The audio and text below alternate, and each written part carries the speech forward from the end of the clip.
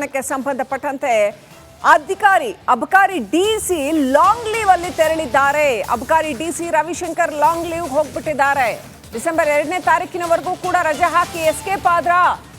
ಲೋಕಾಯುಕ್ತದಲ್ಲಿ ದೂರು ದಾಖಲಾಗ್ತಾ ಇದ್ದ ಹಾಗೇನೆ ಲಾಂಗ್ ಲೀವ್ ಹಾಕಿ ಎಸ್ಕೇಪ್ ಆಗಿದ್ದಾರೆ ಅಬಕಾರಿ ಡಿಸಿ.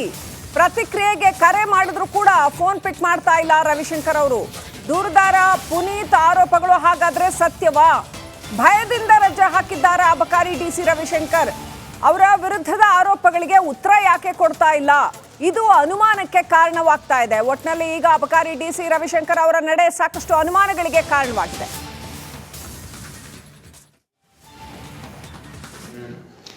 ನೀವು ಸ್ವಂತ ಇರೋದು ಈಗ ಬೆಂಗಳೂರಲ್ಲಿ ಪ್ರಾಪರ ಸರ್?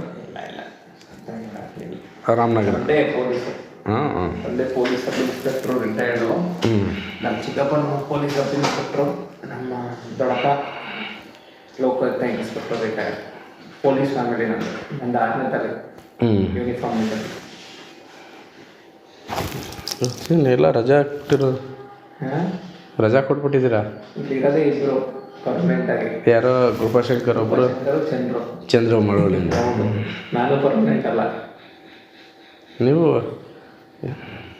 ಇನ್ನಷ್ಟು ಅಪ್ಡೇಟ್ ಪಡ್ಕೊಳ್ಳೋಣ. ನಮ್ಮ ಮಂಡ್ಯ ಪ್ರತಿನಿಧಿ ಆನಂದ್ ಫೋನ್ ಕನೆಕ್ಟ್ ಆಗಿದ್ದಾರೆ. ಆನಂದ್, ಅಬಕಾರಿ ಡಿಸಿ 15 ದಿನ ಲಾಂಗ್ ಲೀವ್ ಹಾಕಿ ತೆರಳು ಬಿಟ್ಟಿದ್ದಾರೆ ಅಂತ. ಸೊ ಏನೆಲ್ಲ ನಡೆದಿದೆ ಹಾಗಾದ್ರೆ ಇಲ್ಲಿ? ಶ್ರೀಲಕ್ಷ್ಮಿ, ಮಂಡ್ಯದ ಅಬಕಾರಿ ಇಲಾಖೆಯಲ್ಲಿ ಲಂಚಾವತಾರ ಏನಿತ್ತು ಆ ಬಗ್ಗೆ ಬೆಳಗ್ಗೆಯಷ್ಟೇ ರಿಪಬ್ಲಿಕ್ ಕನ್ನಡ ಸುದ್ದಿಯನ್ನ ಪ್ರಸಾರ ಮಾಡಲಾಗಿತ್ತು. ಏನು ದೂರುದಾರ ಪುನೀತ್ ಅವರು 2 ದಿನಗಳ ಹಿಂದಷ್ಟೇ ಲೋಕಾಯುಕ್ತ ಕಚೇರಿಗೆ ದೂರನ್ನ ಸಲ್ಲಿಸಿದ್ರು. ಮಂಡ್ಯದ ಅಬಕಾರಿ ಇಲಾಖೆಯಲ್ಲಿ ಅಬಕಾರಿಗೆ ಸಂಬಂಧಪಟ್ಟಂಗೆ ಅಂದ್ರೆ ಬಾರ್ ಅಂಡ್ ರೆಸ್ಟೋರೆಂಟ್ ಅಥವಾ ವೈನ್ ಸ್ಟೋರ್ ಏನಾದ್ರು ತೆರಿಬೇಕು ಅಂದ್ರೆ ಲೈಸೆನ್ಸ್ ಪಡ್ಕೋಬೇಕು. ಆ ಲೈಸೆನ್ಸ್ ಪಡ್ಕೋಬೇಕು ಅಂದ್ರೆ ಲಕ್ಷಾಂತರ ರೂಪಾಯಿ ಲಂಚವನ್ನ ಕೊಡಬೇಕು ಅನ್ನೋ ಒಂದು ಗಂಭೀರ ಆರೋಪ ಕೇಳಿಬಂದಿತ್ತು.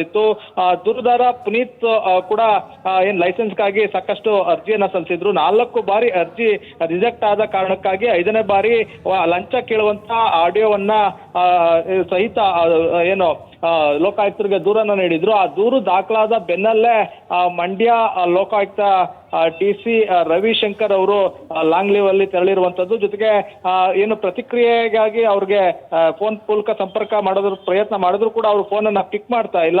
ಈ ನಡೆಯನ್ನ ನೋಡಿದ್ರೆ ಎಲ್ಲೋ ಒಂದ್ ಕಡೆ ಆಡಿಯೋದಲ್ಲಿ ಮಾತನಾಡಿರುವಂತದ್ದು ರವಿಶಂಕರ್ ಅವರ ಅನ್ನೋ ಒಂದು ಅನುಮಾನಕ್ಕೆ ಕಾರಣ ಆಗ್ತಿರುವಂತದ್ದು. ಜೊತೆಗೆ ಈಗಾಗಲೇ ಅವ್ರಿಗೆ ಭಯ ಶುರುವಾಗಿದೆಯಾ ಅಂತ, ಯಾಕೆಂದ್ರೆ ಸಾಕಷ್ಟು ವಿಚಾರಗಳನ್ನ ಪ್ರಸ್ತಾಪ ಮಾಡಿದ್ದಾರೆ. ಯಾವ ರೀತಿ ಏನು ಲಂಚ ಅಲ್ಲಿ ಏನು ಅಬಕಾರಿ ಇಲಾಖೆಯಲ್ಲಿ ನಡೀತದೆ ಅನ್ನೋದು ಕೂಡ ಅಲ್ಲಿ ಪ್ರಸ್ತಾಪ ಆಗಿರುವಂತದ್ದು. ಜೊತೆಗೆ ರಾಜಕಾರಣಿಗಳ ಹೆಸರನ್ನು ಕೂಡ ಹೇಳಿ ಅವ್ರಿಗೂ ಕೂಡ ಪಾಲ್ ಹೋಗುತ್ತಾ ಅನ್ನೋ ಒಂದು ಆ ಮಾತುಗಳನ್ನು ಕೂಡ ಆಗಿರುವಂತದ್ದು. ಹಾಗಾಗಿ ಎಲ್ಲ ಒಂದ್ ಕಡೆ ರವಿಶಂಕರ್ ರಜೆ ಹೋಗಿರೋದ್ರಿಂದ ಎಲ್ಲ ಒಂದ್ ಕಡೆ ಅನುಮಾನ ಇನ್ನಷ್ಟು ಹೆಚ್ಚಾಗ್ತಾ ಇದೆ. Thank you Anand ಡೀಟೇಲ್ಸ್ಗಾಗಿ.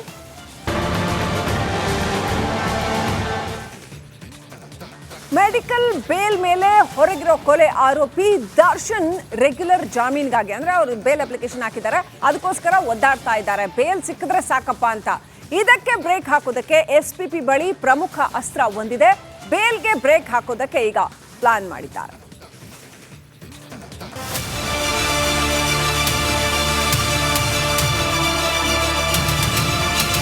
ಬೆನ್ನು ನೋವಿನ ಸಮಸ್ಯೆಯ ಕಾರಣ ನೀಡಿ BGS ಆಸ್ಪತ್ರೆಯಲ್ಲಿ ಚಿಕಿತ್ಸೆ ಪಡಿತಾ ಇರುವ ದರ್ಶನ್ ರೆಗ್ಯುಲರ್ ಬೇಲ್ಗಾಗಿ ಒದ್ದಾಡುತ್ತಿದ್ದಾನೆ. ಆರೋಪಿಗೆ ಮತ್ತೆ ಜೈಲಿಗೆ ಹೋಗಲು ಸುತಾರಾಮ್ ಇಷ್ಟ ಇಲ್ಲ. ಹೇಗಾದರೂ ಮಾಡಿ ರೆಗ್ಯುಲರ್ ಬೇಲ್ ಪಡೆಯಲೇಬೇಕೆಂದು ಒದ್ದಾಡುತ್ತಿದ್ದಾನೆ. SPP ಬತ್ತಳಿಕೆಯಲ್ಲಿದೆ ಆ ಪ್ರಮುಖ ಅಸ್ತ್ರ. ಡಿ ಬೇಲ್ ಕ್ಯಾನ್ಸಲ್ಗೆ ಪ್ರಸನ್ನ ಕುಮಾರ್ ಪ್ಲಾನ್. ಕೊಲೆ ಆರೋಪಿ ದರ್ಶನ್ ವಿರುದ್ಧ ಮೇಲ್ಮನವಿ ಸಲ್ಲಿಸಲು SPP ಪ್ರಸನ್ನ ಕುಮಾರ್ ಪ್ಲಾನ್ ಮಾಡಿದ್ದಾರೆ. ಸದ್ಯ ಪ್ರಸನ್ನ ಕುಮಾರ್ಗೆ ಪ್ರಮುಖವಾದ ಅಸ್ತ್ರ ಸಿಕ್ಕಿದೆ. ದರ್ಶನ್ಗೆ ಇನ್ನು ಆಪರೇಷನ್ ಆಗದೇ ಇರುವುದನ್ನೇ ಪ್ರಮುಖ ಅಸ್ತ್ರ ಮಾಡಿಕೊಳ್ಳಲು SPP ಸಜ್ಜಾಗಿದ್ದಾರೆ. ರೆಗ್ಯುಲರ್ ಜಾಮೀನು ಅರ್ಜಿಗೆ ಆಕ್ಷೇಪಣೆ ಸಲ್ಲಿಸುವ ಮುನ್ನ ದರ್ಶನ್ ಆಪರೇಷನ್ ಬಗ್ಗೆ ಪ್ರಸ್ತಾಪಿಸಲಿದ್ದಾರೆ.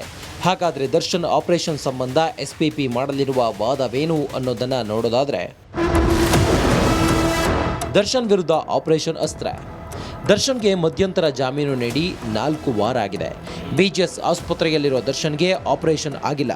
ಕೊಲೆ ಆರೋಪಿಗೆ BP ಇದೆ ಎಂದು ನೆಪ ಮಾಡಲಾಗುತ್ತಿದೆ. ದರ್ಶನ್ಗೆ BP ಇದೆ ಎಂದು ಬಿಮ್ಸ್ ನೀಡಿದ ವರದಿಯಲ್ಲಿಲ್ಲ. ತುರ್ತು ಆಪರೇಷನ್ ಆಗಲೇಬೇಕು ಎಂದು ಕಾರಣ ನೀಡಿ ಮೆಡಿಕಲ್ ಬೇಲ್ ಪಡೆಯಲಾಗಿದೆ. ಮೂತ್ರ ನಿಯಂತ್ರಣದ ಸಮಸ್ಯೆ, ಪಾರ್ಶ್ವವಾಯು ಸಮಸ್ಯೆ ಕಾರಣ ನೀಡಲಾಗಿದೆ. ಆದರೆ ಎಷ್ಟು ಅಪಾಯದ ಸಾಧ್ಯತೆಗಳಿದ್ರೂ ಆಪರೇಷನ್ ಮಾಡಿಲ್ಲ.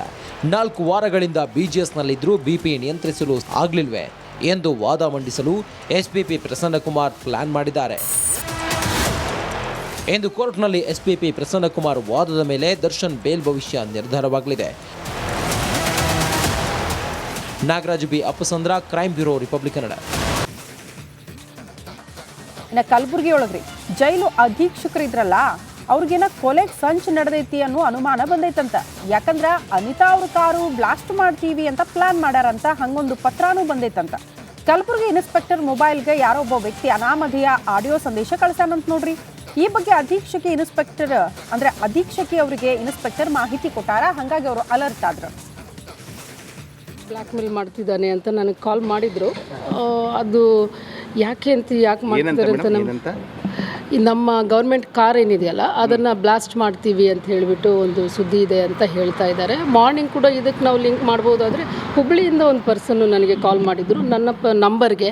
ನನ್ನ ನಂಬರ್ ಅವ್ರಿಗೆ ಹೆಂಗೆ ಸಿಗ್ತಾ, ಏನು ದುಡ್ಡು ಏನು ಟ್ರಾನ್ಸ್ಫರ್ ಮಾಡಿದ್ರಲ್ಲ ಅವ್ರಿಗೆ ಹೆಂಗೆ ಸಿಗ್ತಾ, ಅದು ಒಂದು ಪ್ರಶ್ನೆ. ಈ ಹುಬ್ಬಳ್ಳಿ ಪರ್ಸನ್ ಅವ್ರಿಗೆ ಹೆಂಗೆ ಸಿಗ್ತಾ, ಅವ್ರು ಫೋನ್ ಮಾಡಿದ್ದೇನೆ ನೀವು ಅಧೀಕ್ಷಕಿ ಅನಿತಾ ಅವರ ಅಂತ ಕೇಳಿದ್ರು. ಅವ್ರು ಇನ್ನೊಂದೇನೋ ಕೇಳ್ತಾರೆ, ನಾವು ಸೋಷಿಯಲ್ ವರ್ಕರು. ಇನ್ನು ನಮ್ಮ ಕುಂದಾನಗರಿ ಬೆಳಗಾವಿ ಐತಲ್ರಿ, ಅಲ್ಲಂತೂ ಯಾವಾಗೂ ಈ MES ಪುಂಡಾಟ ಭಾಳ ಜೋರು ಆಕೈತಿ. ನಿಮಗೆಲ್ಲ ಗೊತ್ತೈತಲ್ಲ. ಈಗ ಬೆಳಗಾವಿಯೊಳಗೆ ಅಧಿವೇಶನ ನಡೀತೈತಲ್ರಿ, ಅದಕ್ಕೂ ಮುಂಚೆನ ನಾವು ಈ ಮಹಾಮೇಳವು ನಡೆಸ್ತೀವಿ ಅಂತೇನ ಪ್ಲಾನ್ ಮಾಡಕತ್ತಾರಂತ. ಸಭೆನೂ ಮಾಡ್ಯಾರ.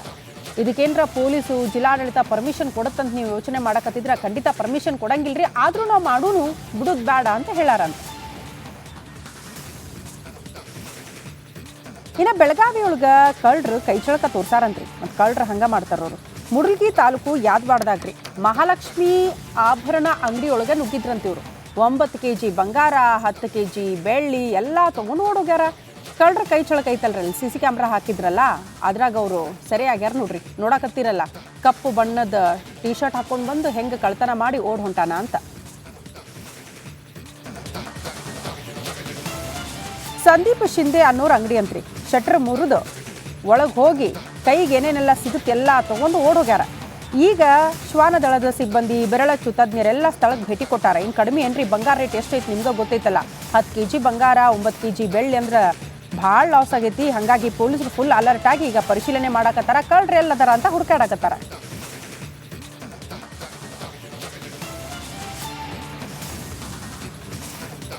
ಇನ್ನು ವಿಜಯನಗರದ ನೋಡ್ರಿ CPI ಇವರು ಕುಣಿದು ಕುಪ್ಪಳಿಸಕತ್ತವ್ರು. ಯಾರಪ್ಪ ಹಿಂಗೆ ಡ್ಯಾನ್ಸ್ ಯಾಕೆ ತೋರ್ಸಕತ್ತೀವಿ ಅಂತ ಯೋಚನೆ ಮಾಡ್ಬಿಡ್ರಿ. ಯಾಕಂದ್ರೆ ಇವ್ರು CPI ಅದಾರ.